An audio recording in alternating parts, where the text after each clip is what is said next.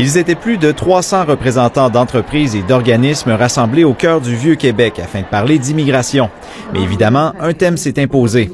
Devant la pénurie de la main-d'œuvre à laquelle nos entreprises sont confrontées, on redouble d'efforts et on agit de façon très ciblée avec l'immigration pour répondre aux besoins de l'économie québécoise.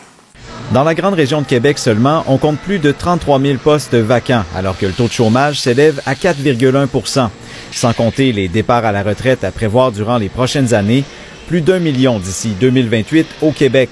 Bref, un contexte propice pour accélérer les efforts de recrutement et le gouvernement se montre à l'écoute.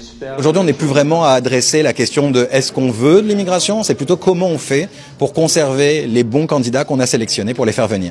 Convaincre les immigrants de s'établir ailleurs qu'à Montréal fait aussi partie des présents défis. Je veux dire, Montréal accueille 85% des immigrants, ils atterrissent à 100% à l'aéroport Pierre-Éliott-Trudeau, donc rendu là, on a un moment donné où il faut quand même que ça se fluidifie, que ça aille vers les régions.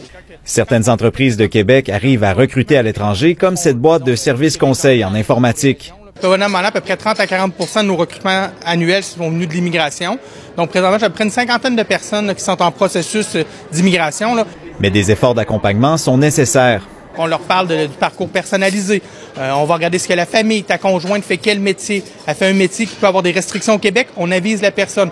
Une autre stratégie de plus en plus prisée, c'est de miser sur les étudiants étrangers. Plus on aura des centres de formation qui vont attirer des étudiants internationaux dans des programmes de formation liés au marché du travail, plus on répond aussi aux besoins des employeurs qui n'ont pas nécessairement la capacité d'enclencher des processus d'immigration par eux-mêmes.